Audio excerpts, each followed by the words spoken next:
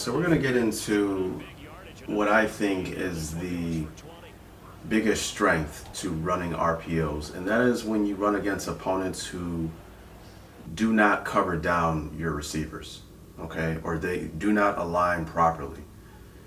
So look at what we have here. We have an RPO here, and we have the option to hand it off to the running back or throw it out for a quick little screen on the outside. So what you can do is, that's what these formations allow you to do. They overload one side of the field, and you get to see how your opponent responds to that particular formation. And in this particular scenario, I see that my opponent is not covering down on the receivers. What I mean by that is we have three potential offensive threats on this side of the field, and he only has two defenders. So no matter what, we can get a 3-on-2 deal on this side of the field if we throw the screen. Okay, so I can decide to hand it off or attack the alignment issue that he has by throwing the ball instead of handing it off. Now, I made the wrong decision here theoretically, but we still pick up 5 yards here. So I go ahead and hand it off, and we pick up a nice gain. And I believe I was running this against this guy all game because he just had so many leverage issues. Okay. So here's another prime example, okay? He has, first of all, the alignment here for this corner is horrible. He's so far inside, so a deep outside shoulder ball to this receiver, if he goes deep without safety help over the top, would be recommended here, okay? However, he has one defender, two defenders here, and we have three receivers. So we can hand it off if we would like, but to attack the alignment issue, throwing it out to a bubble screen, these two receivers on the outside can block for us. As we see here, we snap the ball, and it makes it worse that this defender is coming on a rush. So you only have one defender on the outside, and we have two blockers. A lot of people tend to think that because I have this guy on a hard flat, it'll stop the screen issue that this guy keeps abusing me with. That has nothing to do with it because we have a receiver to immediately shield you off, as we see here, and we just run off for a good 20-yard gain. So my opponent just struggled to understand that he needs to align properly to cover down on the receivers, or I can just abuse him all game, right? So this is one of the things you can do when you start off a game. You can start off in particular formations to see how your opponent aligns. And if they don't understand what they need to do as far as alignment goes, you can just punish them with RPOs all damn game. Okay, here's another example. We snap the ball. We throw outside because he was not covering down on the receivers. And we pick up an easy touchdown, right? You can be confident in throwing that ball knowing that there's nothing that corner on the outside could have done to jump the route because, again, we have receivers who are supposed to go and block him, and no one's covering down on the receivers, okay? So what do I mean by covering down? Cover down, if I recall correctly, I think the technical term is the relationship to the slot. As far as aligning over a particular receiver, that's the technical aspect to it, okay? But, the easiest way for me to look at it is, I have a receiver on this side of the field. Do you have someone above him to cover him on a quick route, right?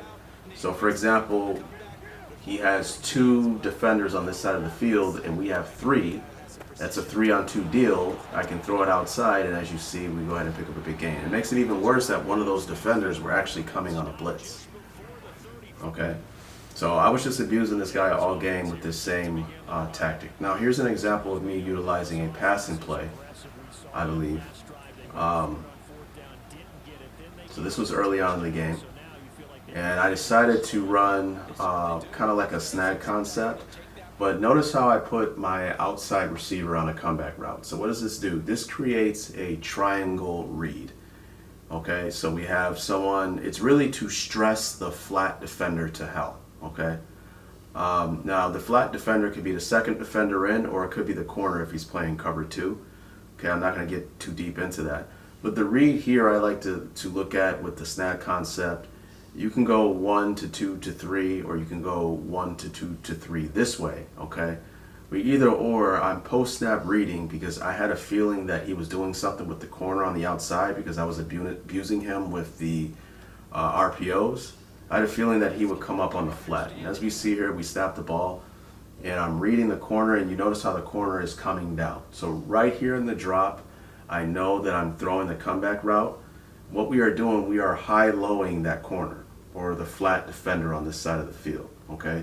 If you decide to jump the flat route, then we throw the comeback. If you stay in the window of the comeback, then I can throw the flat, right? Football is all about getting matchup advantages, getting your 3-on-2s, your 4-on-3s, your 5-on-4s.